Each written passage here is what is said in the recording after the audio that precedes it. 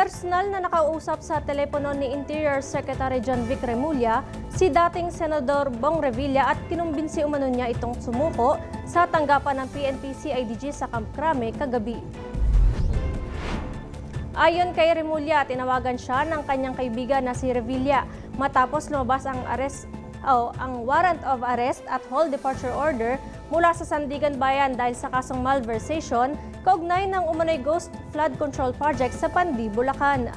Hinimok umano nito ang dating senador na sumuko na lang sa mga otoridad matapos lumabas ang warrant of arrest. Giit ni Remulla, walang special treatment na gagawin kay Revilla at itatrato nitong isang ordinaryong mamamayan saan man ito mailagay na kulungan base sa desisyon ng Sandigan Bayan.